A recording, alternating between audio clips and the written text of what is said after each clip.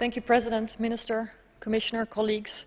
It is regrettable we could not have this debate on the terrible situation in Syria with the High Representative herself when she finally did decide to fulfill her duties and appear before this Parliament yesterday, after a delay of 2 months.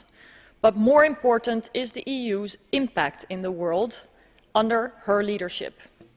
The High Representative is in Kosovo today, a country reminding us of how long the damage of conflict can last. In the civil war in former Yugoslavia too, it took Europe too long to act. And history seems to repeat itself, and it embarrasses us.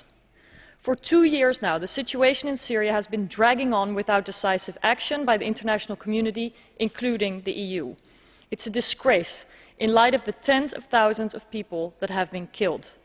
On top of the man-made disaster that has also caused millions to leave the country or left them internally displaced, winter has come and a humanitarian crisis can turn into a weapon of war in the hands of Assad if we don't intervene.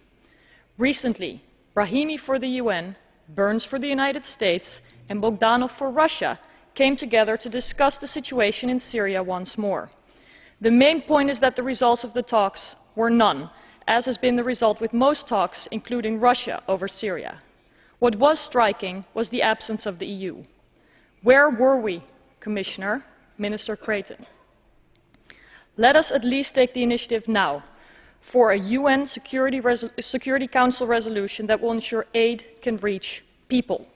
This would be non-controversial, at least in comparison to the discussions around a political discussion, and could push aid through the criminal obstructions preventing the people from accessing basics such as food and medicine.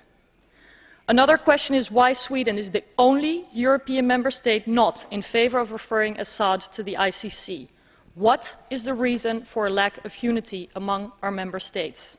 We must save the Syrians who are crushed, freezing and starving between a murderous regime and an increasingly radicalized armed opposition.